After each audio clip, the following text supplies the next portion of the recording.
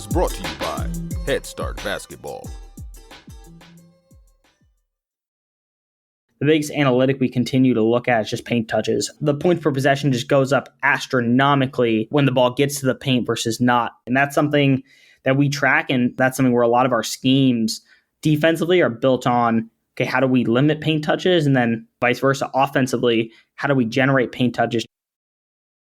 Dylan Mihalke is the Director of Analytics and Assistant Director of Video Operations at Oklahoma University under Head Coach Porter Moser, where he previously served as a graduate assistant.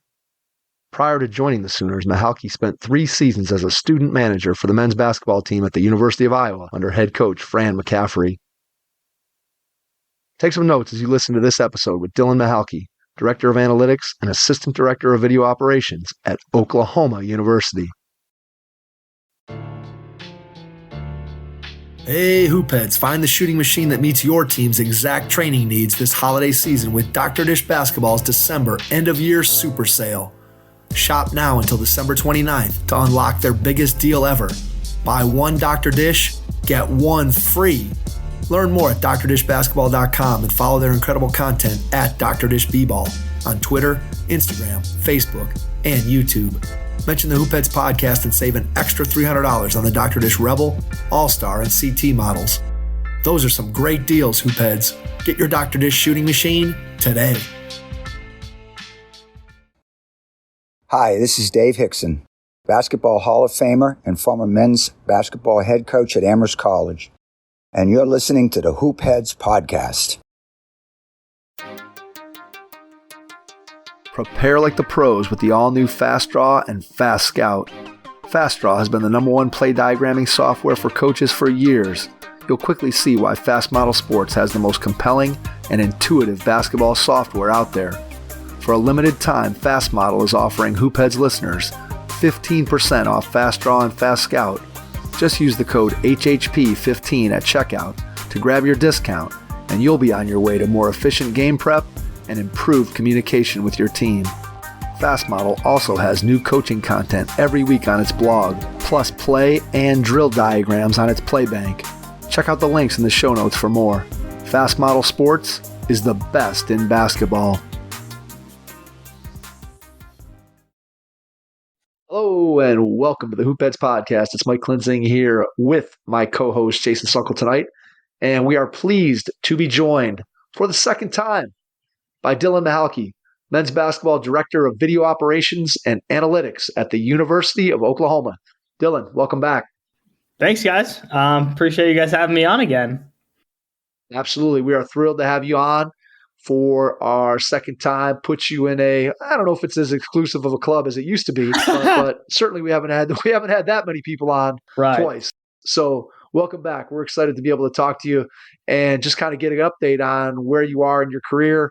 When we last left you, you were in a graduate assistant position at the University of Oklahoma. And since then, you have progressed through one job into another new job. So talk to us a little bit about sort of the titles that you've had and kind of where you are, and then we'll dive into what you're doing day to day. Yeah, no, absolutely. It's been unbelievable. I guess almost, going into my third year here at OU under Coach Moser, and it's been an unbelievable ride, and it's been it's been really, really amazing how Coach has kind of elevated my role each year that I've been here. I obviously, like you mentioned, started off as a, GA when I came in. I had never met, Coach Moser, and, I just have obviously heard great things about him, and, was blessed enough to get an opportunity as a GA to work for him and to learn from him and such. But no, over the past, nearly, going to my third year now, we've developed an amazing, relationship on and off the court. He's been an amazing role model, as a father, as a husband, as a coach, as, a male role model for me to follow after and learn from. And so, it's been awesome. And, like I mentioned, starting from a GA and then, to be able to, obviously now work full time from, saying I'm blessed would be an understatement, but also, I think, the best thing for me that I've learned and that I've, grown in is just being able to, being able to work for him is something where I think a lot of times, I shouldn't even say the role of, being a video coordinator, but, just any staff member, you kind of learn the way of your, head coach and how he operates and how he works. And that's been able to give me a unique sense of belonging, but also a unique sense of, being able to know, what he wants and when he wants it and kind of how he wants, different things in terms of scouting, recruiting, game planning, practice, et cetera. So how long were you into your tenure, whether it was as a GA or as you got more into the video room side of it, where you felt like you started to get a handle on those things that you just talked about in terms of what Coach Moser was looking for, when he was looking for it? When do you feel like you kind of had a feel for exactly what he was looking for? Yeah, I think, it definitely took me, probably 6 months or so into my first year. But, it was, the, good part about it was I had, amazing assistant coaches to learn under, I had an amazing, video coordinator when I was a GA, Clayton Custer. And so I had great people kind of pouring into me. And I also had great, I had great people to learn from and, really, take after. And so they were kind of, obviously when it's, the first year for everybody in a new program, everybody's kind of learning it. And so it kind of allowed me to not be the, the new guy on the block because we were all kind of new to OU, so to speak. So I think that helped. And also, I pride myself on being a quick learner and being able to adapt to, different situations and stuff. And so that also helped me. What was the transition like going from being a GA and kind of working the job from that angle and obviously having to go to school and that part of it too? Okay, now you're going to get hired on as a full-time coach and sort of transition. And I know that, again, as a GA, not to say that that's not a full-time coaching job because we all know that it is, but just from a mindset standpoint, how did you approach it? Yeah, I think, for me, obviously on a day-to-day sense, being a GA, you got to go to class, you got to manage that whole side of things. And so it was really nice not to have to, go to class. And, it was, obviously a full-time, work job there. But also I think, just the professionalism of it and, the availability of it. But also, I think when you're a full-time staff member as opposed to a GA, you just, you feel like you have more accountability and you have more ownership of your craft and such. And so, yes, when I was doing a GA, I was doing, a lot of video room duties and helping out, our video coordinator with a lot of, projects and doing, that was the bulk of my job. But now as, blessed enough to be, head video coordinator, I'm able to really pour into our GAs now. And I'm able to pour into, their video work and, how they're helping out the assistant coaches. And it kind of gives me a unique sense because I was in their shoes, not too long ago. And so I'm able to really help them out and kind of pour into them, similar to how I was poured into and stuff. And so that's a fulfilling experience. And being full-time just gives me more ownership of my craft and gives me, just a better sense of, kind of belonging and a better, rapport with the assistant coaches and stuff like that. All right. Give us an idea of day-to-day. What are some of the things, and again, you don't have to go through your daily schedule, but just what are some of the things that day-to-day you're doing in your current position as director of video operations and analytics? What does that look like day-to-day?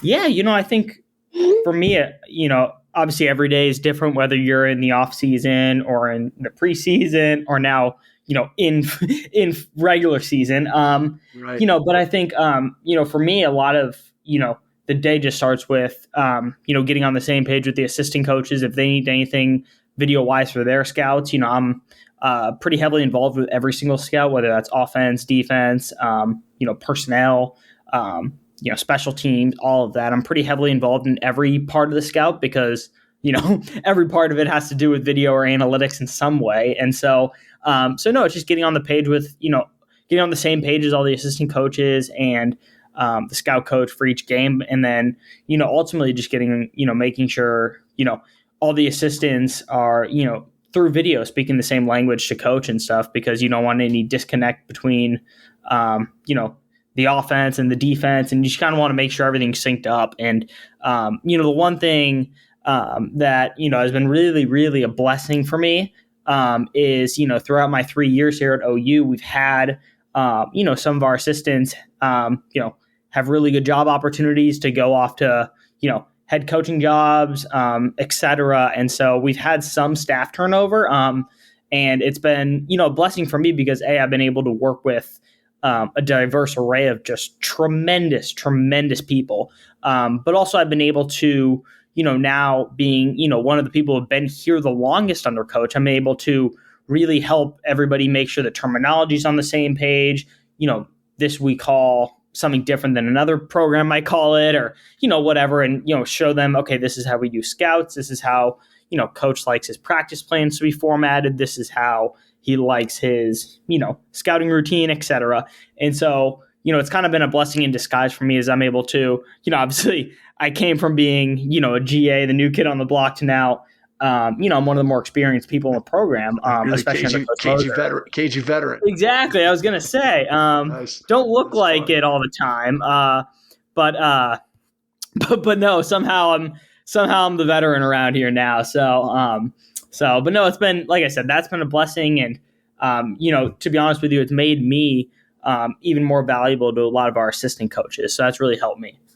How do you guys break down who scouts what opponent? Does one assistant coach get the responsibility for scouting one particular opponent? Is it broken up by offense and defense? What's your role in that scout? Just go through, let's say you're preparing for, just as an example, a conference game. What does that look like in terms of who's scouting it, and then how you go about getting the material that need, putting that scouting report together? Just kind of walk us through start to finish what that looks like. No, that's a fantastic question. And, I think, obviously every head coach has their own unique style in which they do it. I think the way that we have it, orchestrated here at OU, I think has been a really, really beneficial scouting process for all of us, because we typically, because the new rule now where you can have, 5 assistant coaches plus the head coach now, we'll rotate the, scouts 4 ways. And so, for the conference games, it gets a little dicey, but for the most part, for non-conference, it's 1 in every 4 games. We'll just rotate who has the scout. And then, we have 2 coaches doing, offense, 2 coaches doing defense, and then 1 coach kind of doing, our rebounding and special teams and kind of intermediate between both. And so I think it's good because every game we got, obviously 1 lead scout coach on it, but then we also have 2 assistant coaches watching each side of the ball and can kind of provide an extra sense of, an extra set of eyes on it and be able to just continue to have some stability where it's not a different offensive person every game or a different defensive person every game. So where you're switching up things, drastically so much, game to game and stuff. So I think we have a pretty streamlined, good scouting process. And like I said, the, NCAA changing the rules this year to be able to have 2 additional coaches on the court has really helped us be able to just, get more hands on deck. So. Yeah, no, that makes sense. And I think when you put that scout together and you're getting it to coach, what's the format look like? What does he want to see once that scout is fully prepared? What are the things that are most important to him? Yeah, no, I'm realizing now I didn't answer the second part of your question there. I think for me, video wise, and I should kind of tie this back to the previous question. I actually handle all of our personnel for every scout. And so, using my video and my analytics knowledge, I'm able to put together our personnel reports for every player. I'm able to, get the clips that we show the players. I'm able to, obviously we do, kind of a PowerPoint template slide to show the guys as well. So I'm able to do all that. Obviously I, utilize analytics heavily in how we prepare for opponents, whether that's saying, oh, somebody's better, catch and shoot versus off the dribble. This guy's more efficient going right than left. Whatever that, analytic is, I infuse that in all the scouting reports, and I try to keep it simple for our players. But I'm able to translate it to the coaches and stuff. But in terms of, kind of how we prepared for coach, this kind of goes, ties back to me being kind of mixed with every coach during the process. Is I'm able to, organize all of the, different plays our opponents run. So I help the scout coach organize that and make sure, all the terminology and all the plays are, correctly formatted and stuff. And then, offensively, I'm able to, look at, work with, like I said, the offensive coaches on, different actions that might hurt the opponent, different ways they're guarding ball screen coverages, and just kind of do, almost a quality control check on it and make sure all the, video processes and the video is organized in the best way that coach would want it. When you're breaking down and looking at the various tapes of all these opponents that you've had an opportunity to study over the last 3 years. Yep. From an X's and O's standpoint, obviously your knowledge, I'm sure you would characterize as having grown tremendously in terms of just your understanding of the X's and O's on both sides of the ball. But when you think about a particular area of X and O's that you feel like you've really grown in terms of your understanding, maybe compared to where you were when you first started spending a lot of time in the video room, where has the biggest growth come for you from just the sheer amount of video that you're getting a chance to watch? No, that's a tremendous question. Because when you're in the grunt of it, a lot of times you don't realize, you don't take a 30,000 foot view and step back and realize, all that I've learned.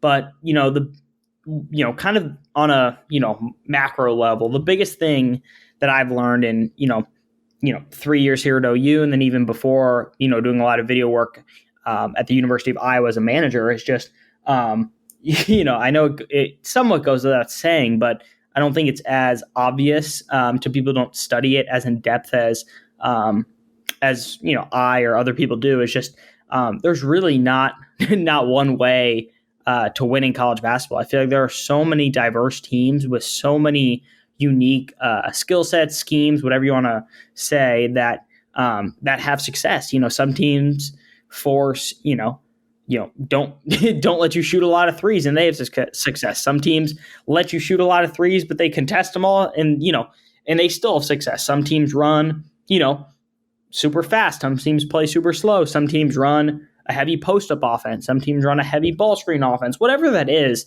there's so many different ways to find success, in all levels of basketball. But for me, I'd be able to see it in college basketball is there's so many ways to find success, and there's so many, different, different styles, and, whether that's even different, personnel schemes. Some teams play, two bigs and have success. Some teams play, one big and then four smaller guards. And so there's just so many different ways that you can have success. And that's been one thing I've, really, really learned is just, I've been able to see so many great coaches, so many great teams, and just their schemes. And, the biggest thing I would advise, a younger, manager, GA, video coordinator, even assistant coaches, just keep a library of all the best, best plays you see, best schemes you see, just interesting strategies that you see from different coaches, because there's so many smart coaches out there. And, the last thing you want is to look back on your 2 years or whatever and be like, shoot, I didn't save that play that I liked and stuff. So, one exercise I've been doing is just every single scout and every single, opponent we face, I'll save, at minimum, 3 to 4 sets that I just thought were unique and good. And sometimes, I get to the end of the year and I'm like, hey, you know what, that wasn't that good, or, that wasn't the best variation of it or whatnot. But at least you're able to learn and just getting that process of just gathering, because there's so many smart coaches out there. And there's, at any level, whether that's D1, 2, 3, NAIA, high school, NBA, from the bottom down, there are so many great coaches out there. And it's something where at least, in the video room, you're able to see so much. And, it's one of those where I've kept a running library of just the best, the best schemes, the best sets, the best concepts, both offensively and defensively, that I've been able to see. What's a team or a coach that, as you were going through their film, that really caught your eye? Like, oh, these guys are running something, whether it's something unique or maybe they're just running something that other teams run, but they're running it maybe better, or they're just executing so well? Is there a team or a coach? And again, I'm not asking you to point out or do whatever, but just, is there anybody that stands out like that to you that you can think of off the top of your head? Wow. The number one school that comes to mind is I think Baylor does a fantastic job. Last year I think they were second in the country in offense, and the year before they were really high as well. And they do a tremendous job at getting their guards shots, getting their guards a great advantage off a ball screen. Just getting their guards downhill. They do a great job at just being able to really use efficient, effective spacing. They have really just modern concepts that they use. And so, I'm constantly really, really blown away by what they do, from an offensive standpoint. I think they just do a tremendous job. I've been able to see it in the league now 2 years and, obviously going into a third year now.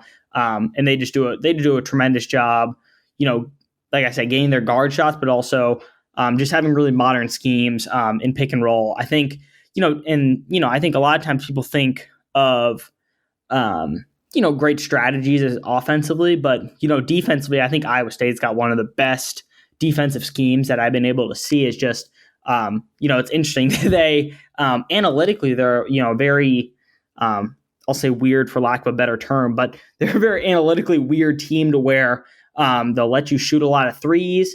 And they'll foul a lot, but they'll force a ton of turnovers. They'll get a ton of defensive rebounds. They don't let you shoot any layups. Weirdly enough, when you shoot layups, I think they have like the worst field goal percentage defense at the rim. But they don't let you get there. And so they do a great job escaping the paint. They do a great job at flooding. They scramble so well, and they keep putting out fires. And so they make it really hard to score on, but also just their concepts and how hard they play, I think is a really, it's a testament to Coach Alsterberger's passion, his strategy, but also, his competitiveness and how hard he gets his guys to play. Really interesting to me when you think about just the amount of time that somebody like you in your position that you spend watching film and going through. And obviously you're learning from Coach Moser and you're seeing all the things that you guys do. And not only are you seeing it, but you're also getting the why behind it and everything else that goes along with that. So there's a huge learning process there. But then it's also, like we just talked about, the ability to see all these other coaches and what they're doing and how they're scheming against what you guys are trying to do. And that X's and O's chess match that you go back and forth, and you're kind of seeing it all through the video. And to me, I think when you start talking about an ability to learn the game from an X's and O's standpoint as you continue to progress in your career, I can only imagine, again, how valuable that time spent in the video room, right? The most famous example, NBA-wise, Eric Spoelstra, right, who started out in the video room in the NBA, and now he's roundly considered the best coach in the league. And I don't think that's an accident that a guy who spent so much time early in his career watching so much film and just diving into that film to be able to learn. I just think it's a tremendous way to be able to increase your knowledge of the game. And it's something that not everybody gets that opportunity to be able to do that depending upon which career path you take. And so I'm sure as you go on, you're going to see the benefits of that. I'm sure you're already feeling it right now. Yeah, no, absolutely. I mean, I think, one of the greatest things I've read, somebody said this to me when I was younger. Forgive me whoever said it, but you really have to learn how to learn. And I think that's something where, for me, I've been blessed enough to be able to really, I had great help, from people at Iowa and stuff. But a lot of my, video knowledge was, self-taught. A lot of how I interpret and see analytics and kind of, figure out how to, dive deep in that is, a lot of it's self-taught. And I think that process of learning how to learn something and just that growth, really teaches you, just great skills, but also teaches you a sense of, curiosity. It teaches you a sense of, what's the word I'm looking for? It teaches you just a great ability, to solve problems. And I think there's a lot of times where, for example, even, Coach Bo being in the video room and, it gives you the opportunity to, dive deep into, a certain action or a certain team or a certain concept that you like and really, really just master it and stuff. And so, it's nice. I'm blessed enough where, in my role right now, I don't have to, go out on the road and recruit. I don't have to, I don't, get to do player development. There's a lot of parts of my job that I don't get to do, but also it gives me an amazing sense to really dive into the film side of things and really dive into just different schemes and different concepts that I think are working at the highest level. And so, no, you hit the nail right on the head there. I think there's definitely not a coincidence why Coach Bolster's been so successful, and also, just their organization's been so successful. I know you use a lot of video with obviously your team when it comes to scouting your opponents. How do you guys use film with your own players in terms of bringing them in on an individual basis to be able to help them to see things and to be able to work on their individual game? What does that look like for your program there at OU? Yeah, no, that's an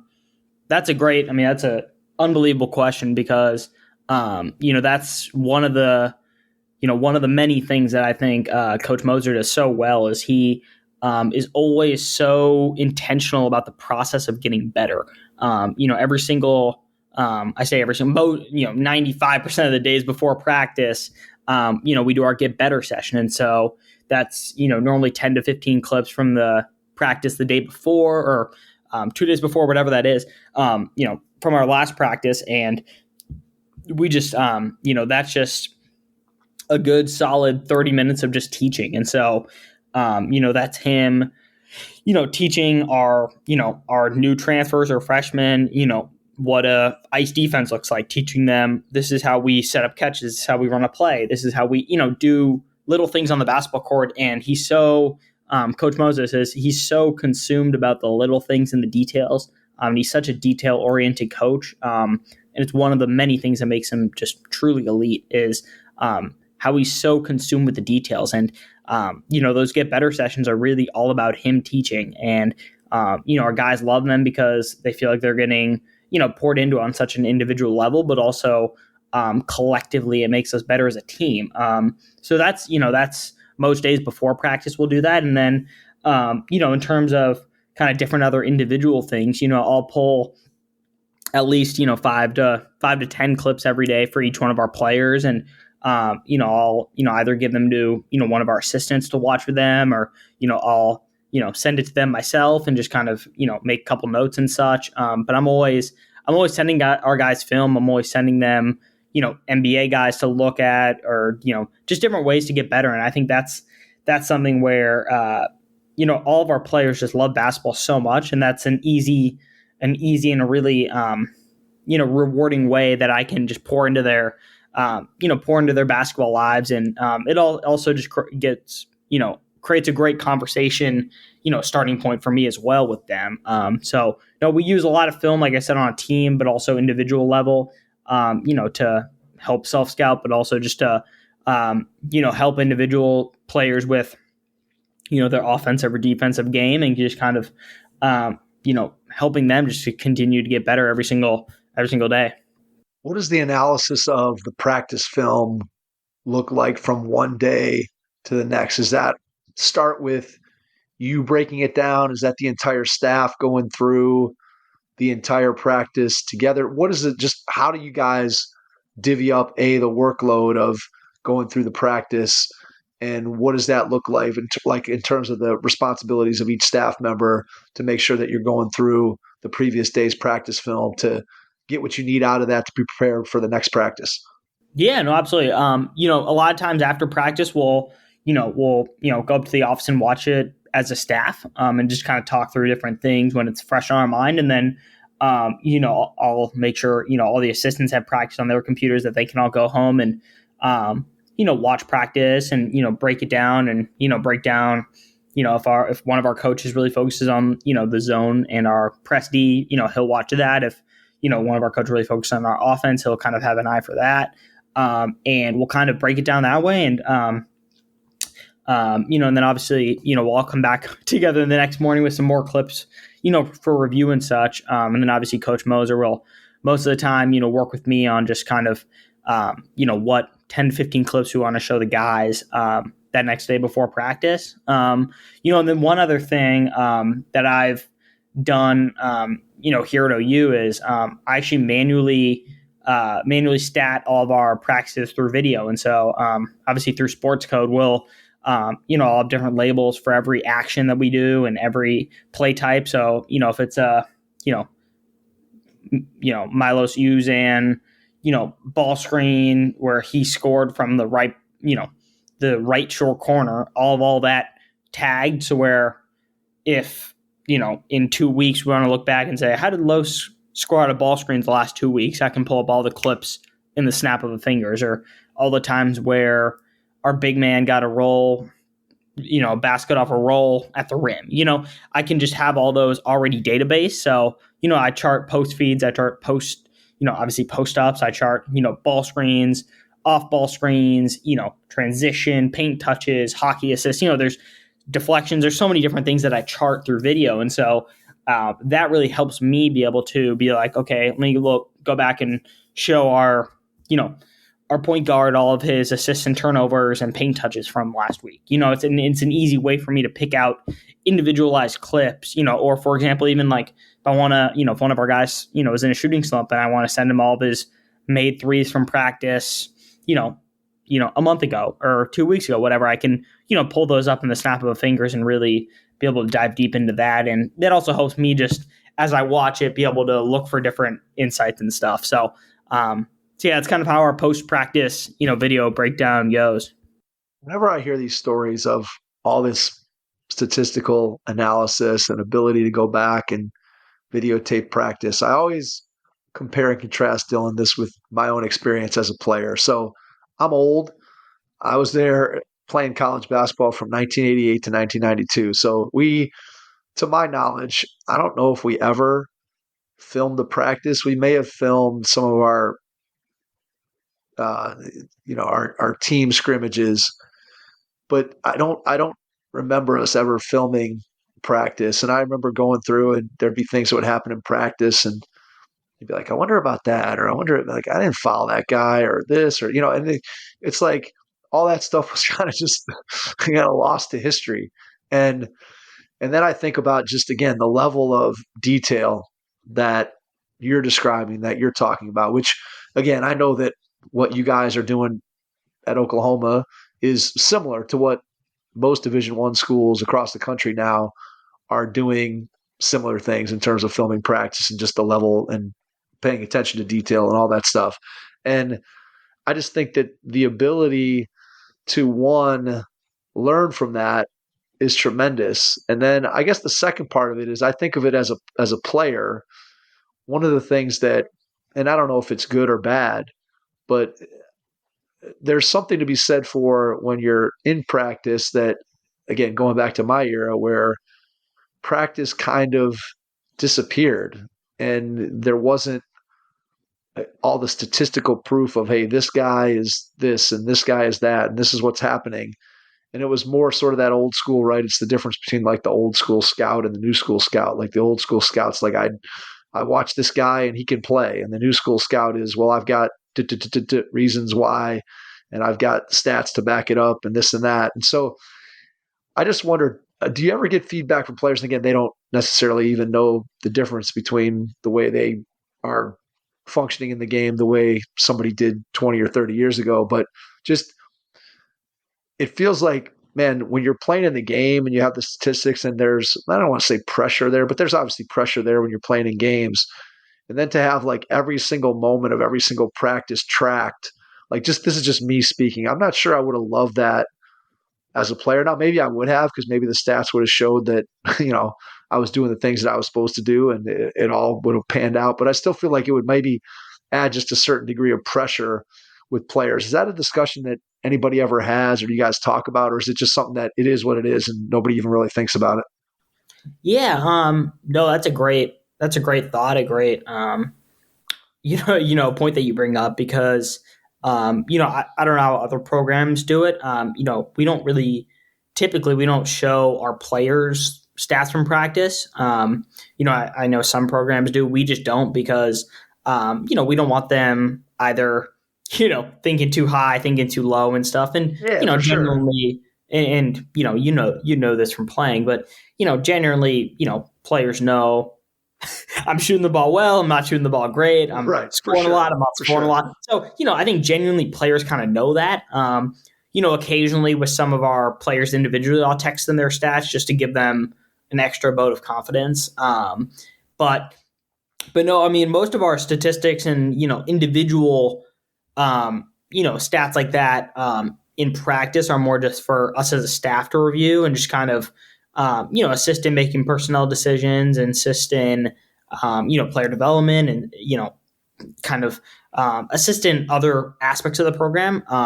But no, I mean, I think that's a great point you bring up because, the last thing you want is for a player to get tight in practice because you worry about his, practice stats. That's something where, you want to make them, you want to make it a comfortable environment, not that they feel like they're, being tracked every single move they make. Yeah, that's what I feel like. It's almost like, and not even so much when I think about it, I don't even think about necessarily like shooting stats from practice, but just I can remember times where I'm like, okay, we're doing some one-on-one drill or whatever, or playing full court and we're, defending the ball, whatever. And you just get smoked and somebody yells at you and then like that goes away. And and then the next day in practice, I got to come back and I got to see the film of that. I'm like, oh, I'm not sure I'm that excited about that going back and seeing it. And that's more just what I'm thinking. And again, obviously there's the ability to learn from that, which is, I think that obviously you as a coaching staff, and that's the direction that you're trying to spin it as a, hey, here's something that we have to work on, something that we can get better at.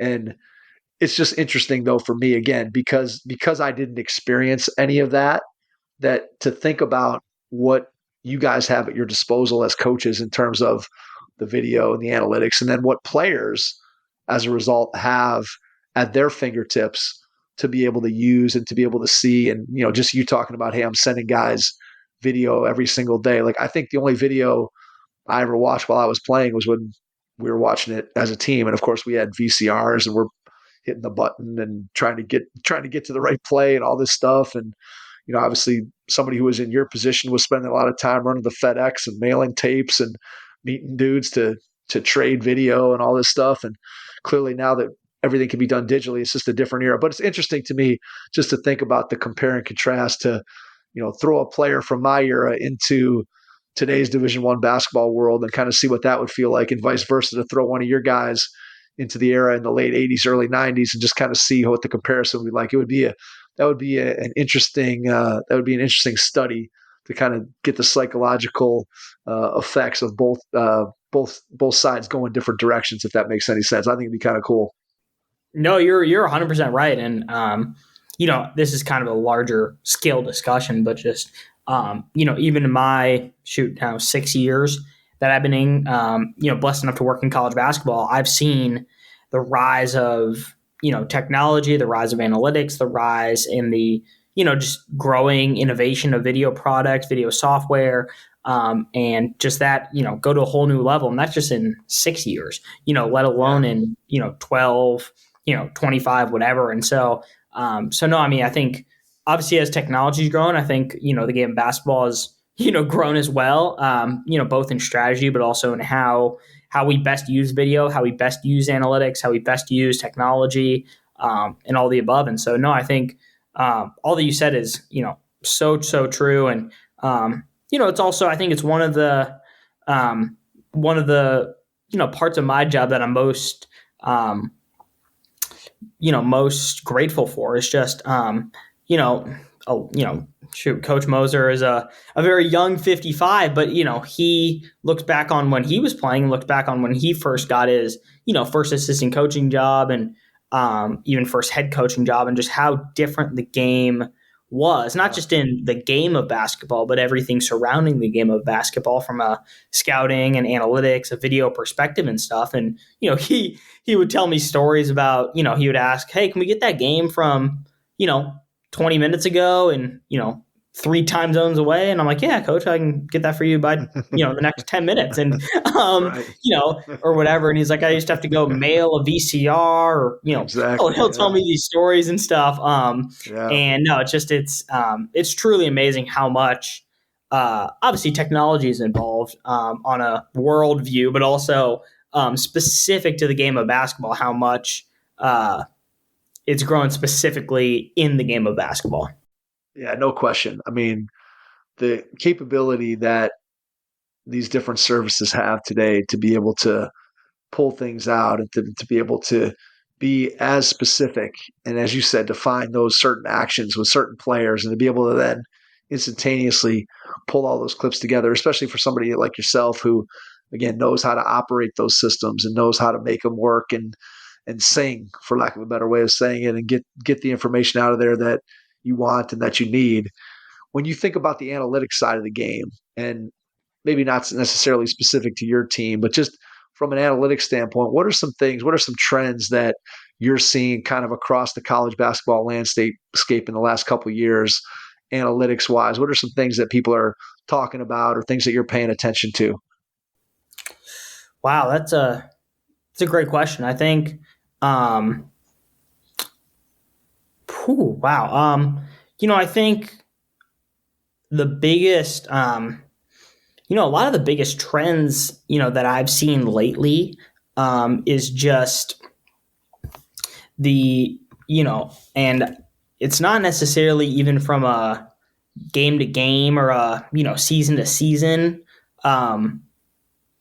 project or whatnot. But the biggest trend I've seen is just, how teams are effectively using the transfer portal. And, I don't know if the transfer portal will, keep up with the rising, crazy high numbers that it has been the last, few years or so. But I think teams, more and more are just, really diving deep into the analytics and really diving deep into the film breakdown of these transfer guys. And it's one of the things where, generally, a lot of times, even with high school freshmen, they, are either, no-brainers, or maybe they're guys that you might not think will come in and impact maybe year one. It might be year two, or it might be in a reserve role year one or whatever. But a lot of these transfer guys, you're, getting them out of the transfer portal, thinking they're coming in with a starting role and thinking that they really need to contribute day one to your program. And that's just not, specific to OU. I think it's true for, every program across the country. But I think the one of the big, kind of analytics, but also film, but also, personality, I think the transfer portal has just added so much to this recruiting cycle and the scouting process, and being able to dive deep into, transfers film and kind of see how their skills will translate to your system and how your system could translate to their skills and vice versa. And also just how their personality will mesh with your coaching staff, your locker room, whatever that is.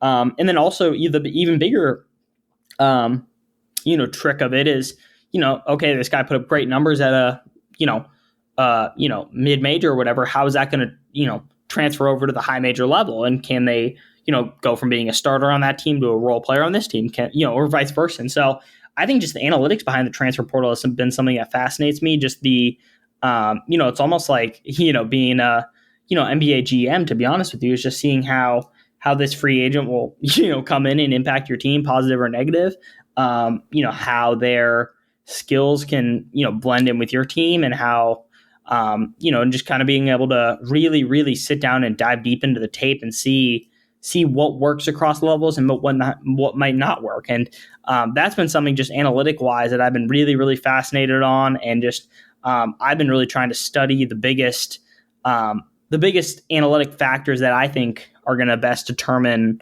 a player's success in moving up or up levels, and so that's been something I've been really curious about. I've been something I've really been studying.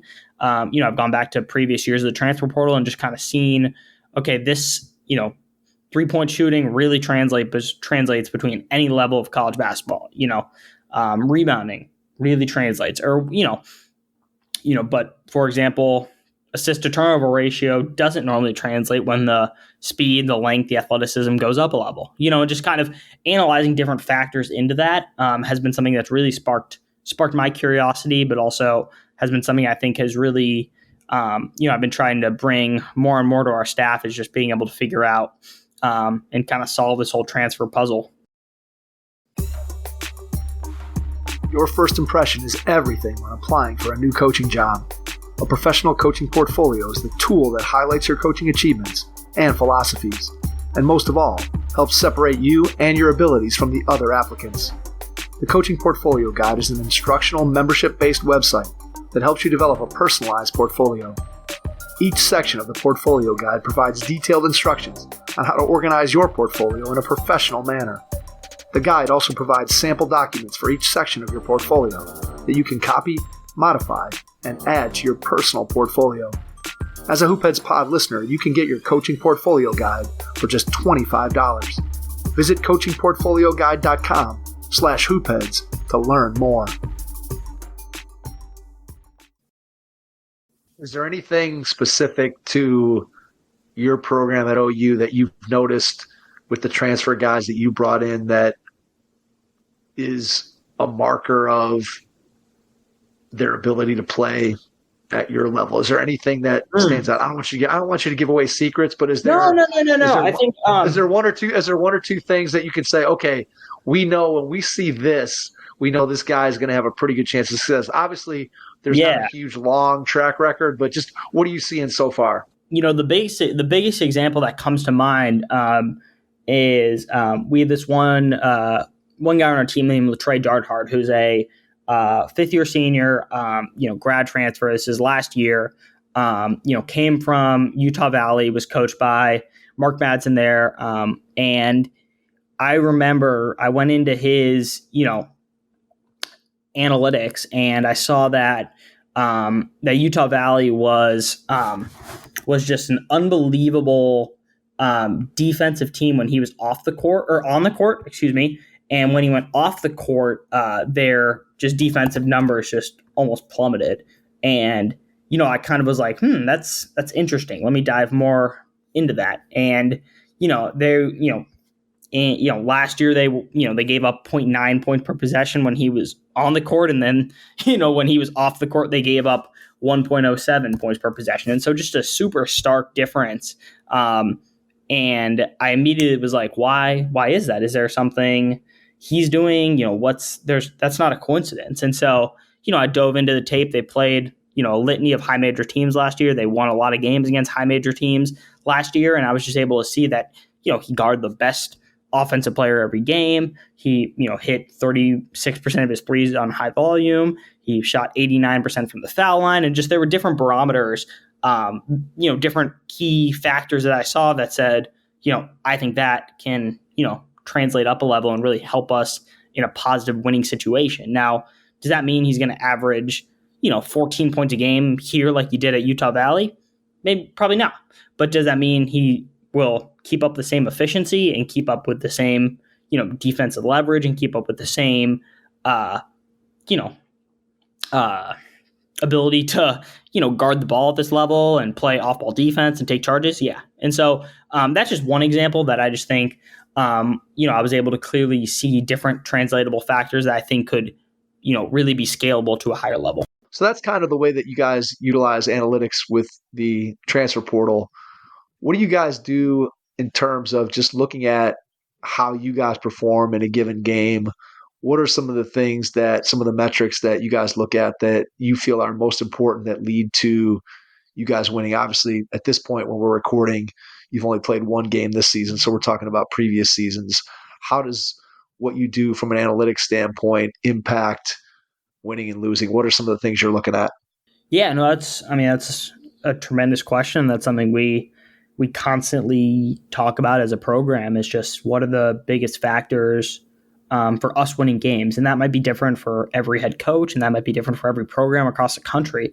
But, I think the biggest thing that we look at, I think Coach Moser does a really, really great job at coaching shot selection. So that thankfully hasn't really been a problem for us in the first, 2 years and now into year 3. He really emphasizes, getting to the paint and either, finishing at the paint or spraying for threes. And so, we don't take a lot of mid-range shots early in the clock, at least. And, so I think the biggest things for us, though, have been, we really try to win the turnover battle, especially, we try to limit turnovers offensively and force turnovers defensively. And I think the biggest byproduct of that is, you don't even allow an opponent to get a shot on rim. And so they can't get an offensive rebound. They can't draw a foul. And you might get a transition bucket that has a higher points per possession expected value than a half court possession. And so that's been one thing we've been trying to emphasize, is obviously limiting turnovers offensively and forcing turnovers defensively. So that's been one thing for us. And then the biggest analytic we continue to look at is just paint touches. There's such a great NBA stat that I unfortunately cannot remember off the top of my head, but it's just how the points per possession just goes up astronomically when the ball gets to the paint versus not in the paint. And so that's something we track is, okay, how often are we getting in the paint? What percent of possessions do we get to the paint? What percent of possessions do we allow the opponent to get to the paint? And what's the point per possession on a paint touch possession or a no paint touch possession, both offensively and defensively? And that's something that we track, and that's something where a lot of our schemes defensively are built on, okay, how do we limit paint touches? And then, vice versa, offensively, how do we generate paint touches to either, get rim finishes or get, kick out threes or even get in there and get fouled. So those are just kind of two small examples of kind of how we best use analytics. And then, also just effectively, using our plays, this one set we have, has a higher points per possession than the other set, and just kind of maximizing efficiency and effectiveness that way. Yeah, I think when you start to look at those things that you feel impact winning, and then as you said, then you can kind of design and scheme around, hey, we see that when we get into the paint, we score at a higher rate, and when we keep teams out of the paint, they score at a much lower rate. And so then, as you said, now you can start to design your schemes. Then obviously that leads to the development of drills and practice plans and putting actual bodies on the practice floor and getting guys to do things that are going to play out or play to those trends that you're seeing from an analytics standpoint. So when you're in the practice planning process, and I know we talked about it a little bit before when we were discussing how you use the previous day's film to sort of guide you into what you want to do in the next day's practice. But just when you guys are sitting down together as a coaching staff, putting together the practice plan, how does Coach Moser go about doing that? Is that something that you guys all talk about together and that's how the practice plan gets built? Does he build it himself off of input from the rest of the staff and then share it back to the staff for feedback? Or just what's the process that you guys use for building a practice plan on a daily basis? Yeah, no, that's a great question. I think, Coach Moser does a fantastic job at, letting, literally everybody on staff have a say, whether that's, a GA, myself, obviously all the way up through our assistant coaches. He lets everybody have a really big say in kind of how we formulate practice. And so, if there's a specific drill somebody had from a previous school that they like, a previous coach that they worked under that they like, coach is open to all suggestions. Obviously, his 30 some plus years in coaching, he has, his drills he likes, and he has different things that have been effective for him. And, but our practice plan building is a very collaborative effort. Everybody has a say. I mean, I'll normally type it up and kind of organize it in a logical way and organized manner. But no, everybody has a say. We always do like a reminder defensive drill a day just to keep our minds sharp. Obviously a basic, kind of shell drill. We'll shell a certain ball screen action, or we'll shell, flex, shuffle, stagger, wheel, whatever action it'll be, or just regular jump to the ball shell defense. So we'll do kind of a, different set things. Obviously we'll do some guards, bigs, offensive skill development. Some days we'll do, some team shooting stuff, and then obviously when we get into more deeper preseason, practices get longer, and during the season practices tend to get a little shorter just because it's more scouting based and less, live, on their feet workload. So it kind of ebbs and flows throughout the year. But no, like I said, I mean, Coach Moser does a fantastic job at really making a collaborative effort to where everybody has a say and we all kind of, have a voice in how we play and practice because, at the end of the day, everybody's got a part in practice. Our GAs have to, pass or rebound or do dummy defense or set screens or whatever. Our assistant coaches obviously have to help run the drills. And then obviously Coach Moser has to, lead it all. And so, if it doesn't make sense to one of our assistants, then it's hard to have a successful practice. And so I think, we're all involved. We all just have a great ability to, input when necessary and kind of, just talk through in a really, collaborative way.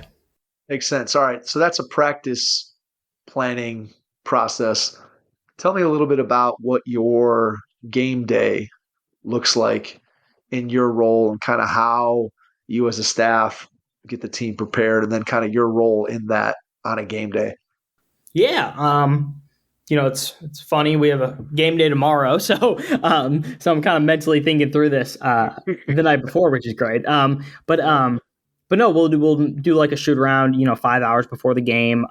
We'll go over different offensive points of emphasis, offensive plays, and then obviously defensive points of emphasis. We'll go over some of the opponents, common actions and such, talk through kind of the game plan and stuff, shoot some free throws, etc.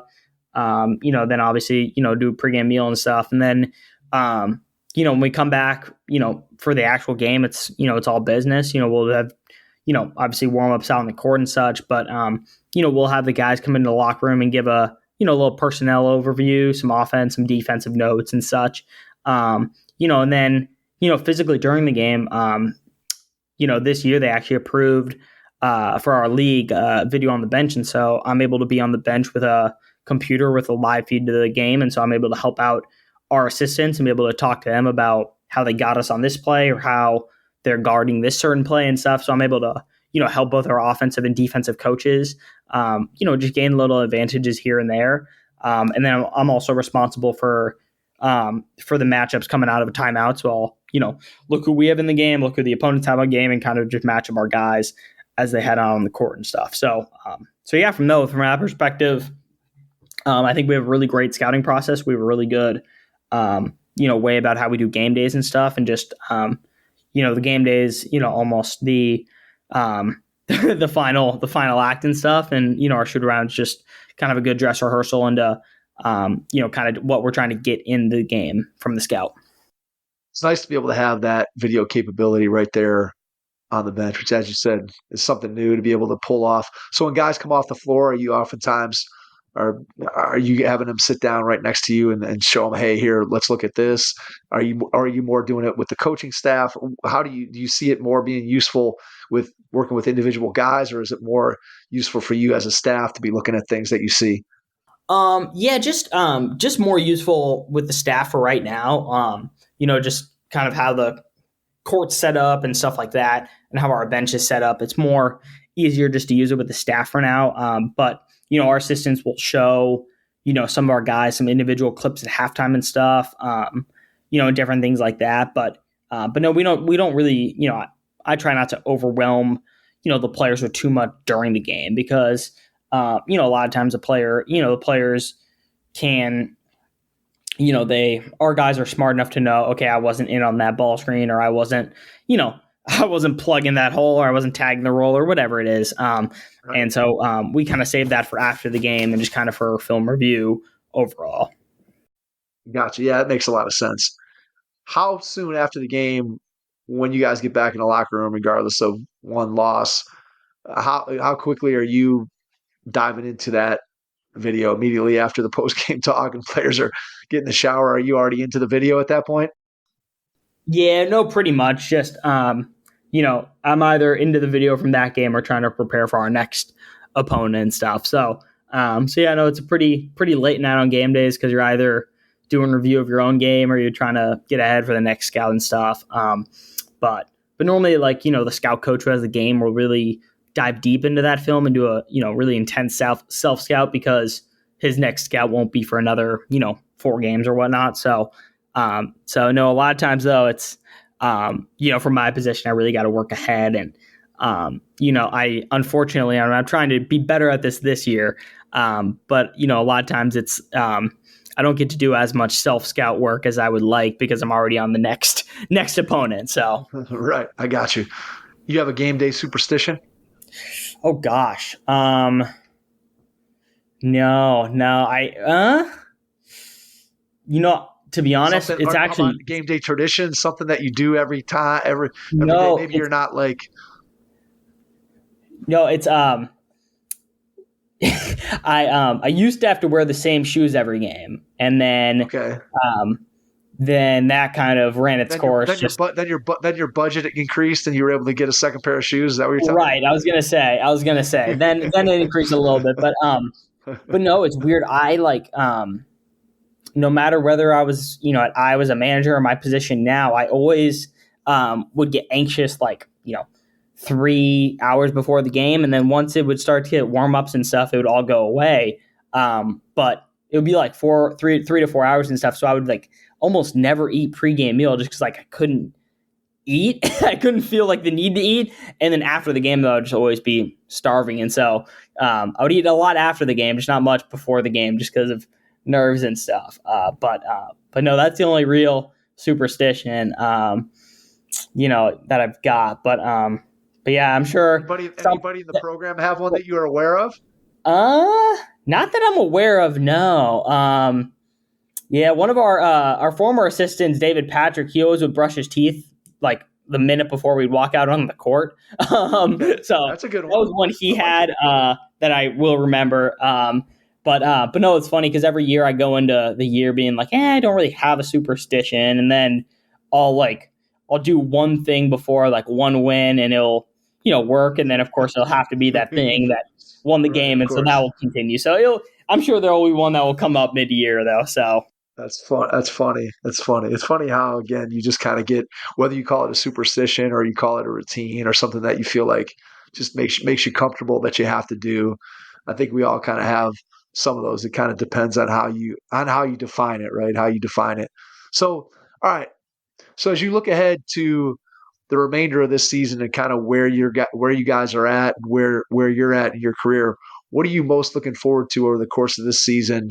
Obviously, you're looking forward to having a good year with your team, but just what are you looking for just on a personal, individual level? And then just kind of what are you looking forward to with this particular group of teammates and this particular group of guys and your coaching staff? What's on the horizon that you're most excited about?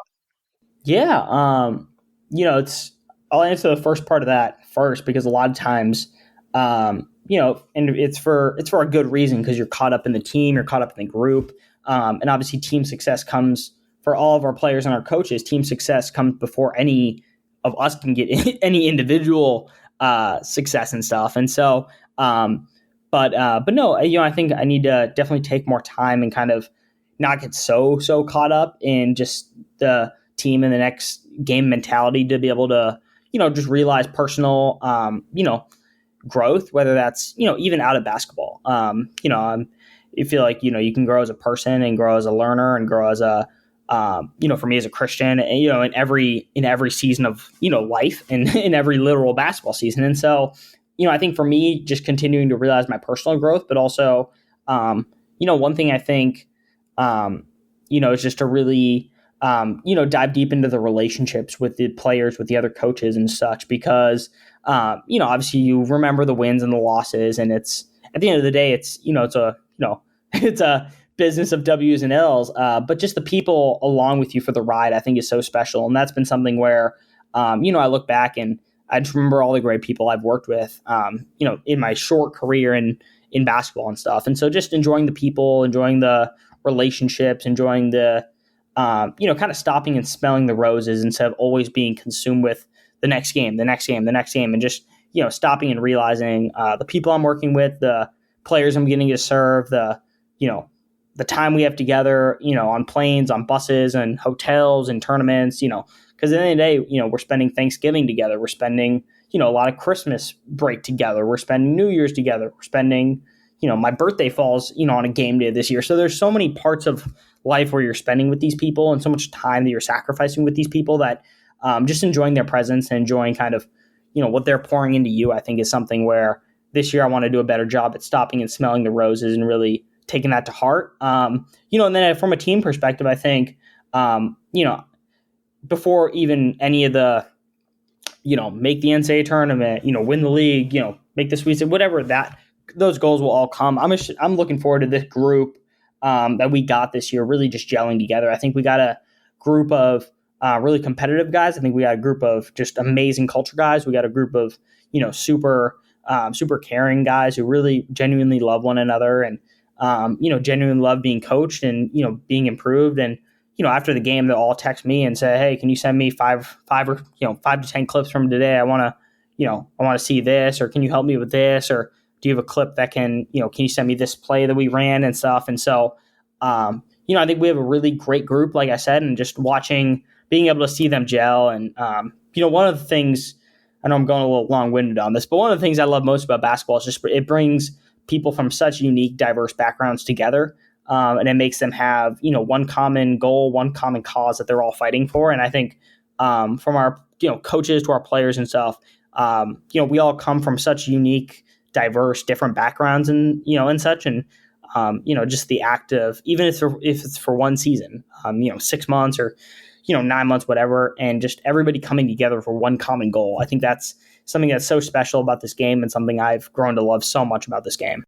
Yeah, it's well said on both of those fronts. And I think that you make a really good point about, I think, your situation in particular, but I think the coaching profession in general, and that is during the season, it is such a whirlwind and there's so much going on and the games are coming so quickly once you get into your season that it is, as you said, it is difficult to stop and really look around and kind of appreciate what it is that you get to do every day and the people that you get to do it with. And I think you did a really good job of sort of capturing that sentiment and the idea that sometimes you got to just stop and look around and be thankful for what you have. And I think that applies to almost all of us in life. I know that I can be guilty of that for sure when there's a million things going on in life. And sometimes you're going from one task to the next, to the next, to the next. And you don't always stop and just say, "Hey, what am I doing here? And who am I doing it with?" And I've got to take this opportunity to really reflect on that and be thankful for it. And it's hard to do. It's sometimes something that I think you have to be really conscious of. And so to hear you say that kind of heading into the season, I certainly wish you the best of luck in being able to accomplish that. And I know that, again, part of that is just being self-aware and thinking about it. And the fact that you're already contemplating that one game into the season is a good sign that you're going to be able to accomplish that. So again, I want to thank you for jumping out with us tonight, Dylan. Before we get out, I want to give you a chance to share how people can get in touch with you, reach out to you. I know there might be people out there that have questions about what you do in the video room, what kind of analytics you're doing. I know there's a lot of high school coaches that are in our audience that are always looking for a way to be able to upgrade what they do from a video and analytics standpoint. So just let people know how they can reach out to you. And then after you do that, I'll jump back in and wrap things up.